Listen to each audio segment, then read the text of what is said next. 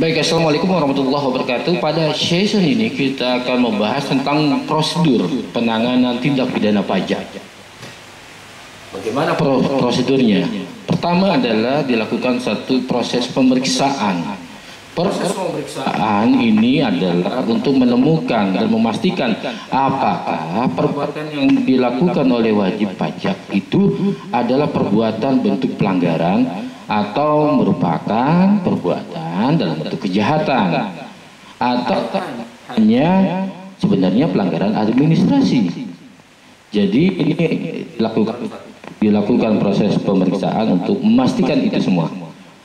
Dalam proses pemeriksaan ini tentu saja yang melakukan pemeriksaan adalah pegawai, pejabat, pegawai negeri sipil yang memang ditunjuk, ya, diberikan otoritas untuk melakukan proses penyidikan sesuai dengan ketentuan Undang-Undang Pajak, ya, nomor 28 tahun 2007.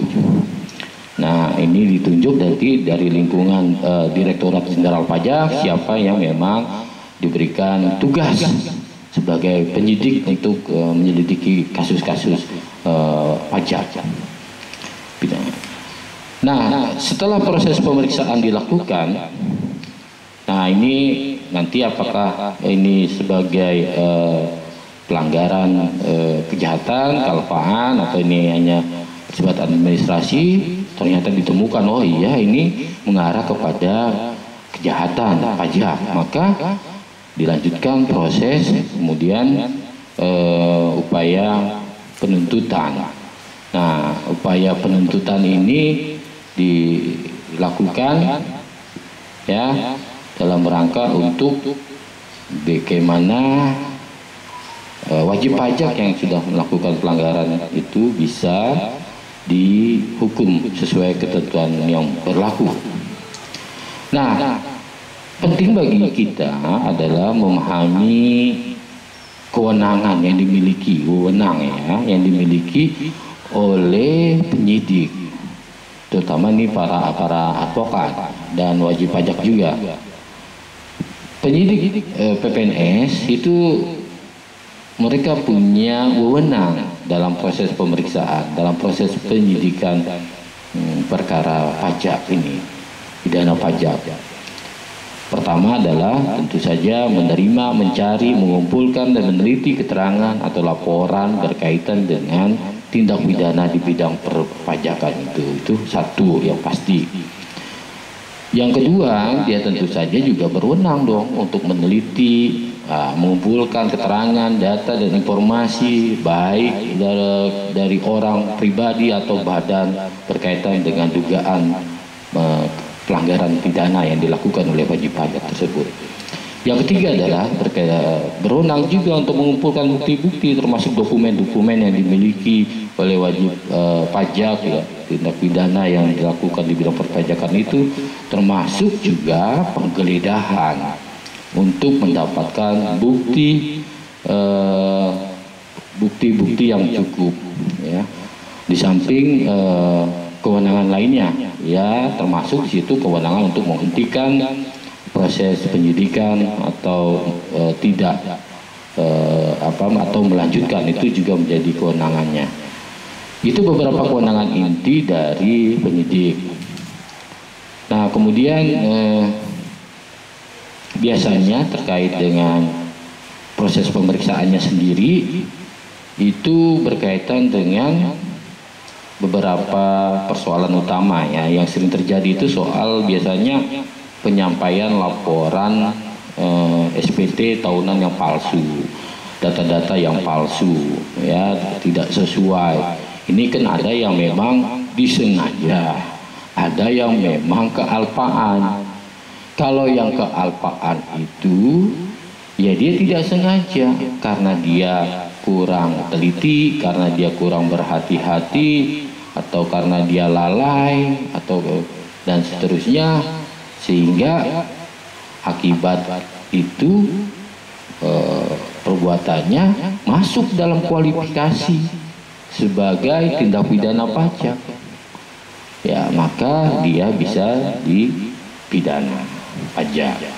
Berbeda halnya Kalau memang ada unsur kesengajaan, sengaja ini membuat laporannya, oh iya kita palsukan saja data-datanya semuanya, laporannya juga kita palsukan.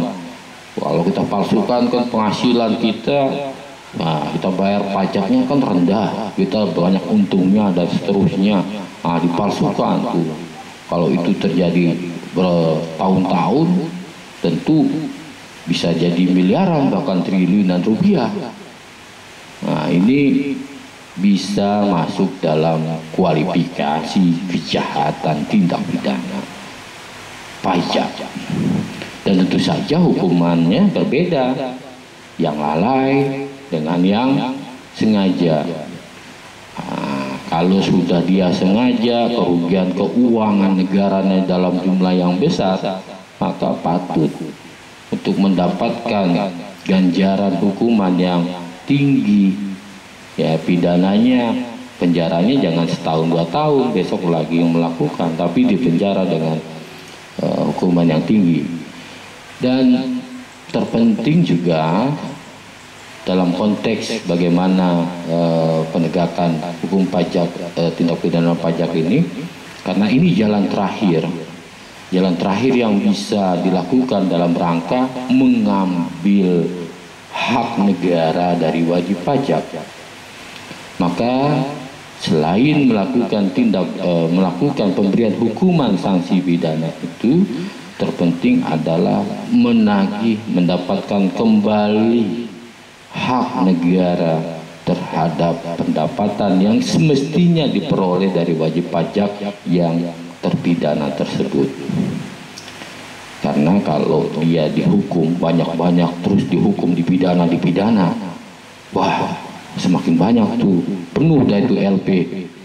Nah kalau uangnya yang sudah manipulasi miliaran, kan kalau dihukum 10 tahun dia tetap bisa hidup di situ, tetap kaya. Tapi adalah bagaimana uang yang sudah dikumpulkan dari penjahat pajak itu bisa diambil kembali oleh negara, sehingga menjadi pemasukan negara yang kemudian dari situlah bisa kita bangun kembali sektor pembangunan Indonesia. Jadi soal sanksi pidana, ya saya tegaskan kembali, itu ada pidana kurungan dan ada pidana penjara terhadap pelanggar pajak. Demikian soal sanksi, ya prosedur dari penerapan tindak pidana pajak.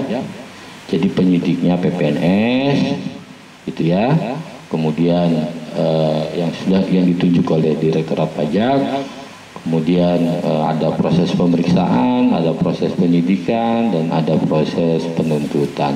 Saya kira kalau itu hampir sama dengan proses prosedur pada hukum acara pidana pada umumnya. Cuman di sini adalah PPNS yang sebagai penyidik. Demikian untuk session ini. Terima kasih Anda telah menyaksikan tayangan ini. Apabila ada kritik, saran dan masukan untuk penyempurnaan, disilahkan. Kami ucapkan terima kasih. Anda bisa komen, Anda bisa like atau dislike, ya. Anda bisa subscribe atau tidak di-subscribe. Yang terpenting bahwa apa yang saya sampaikan bisa menjadi bahan pembelajaran kita bersama. Wabillahi taufiq wal hidayah. Assalamualaikum warahmatullahi wabarakatuh.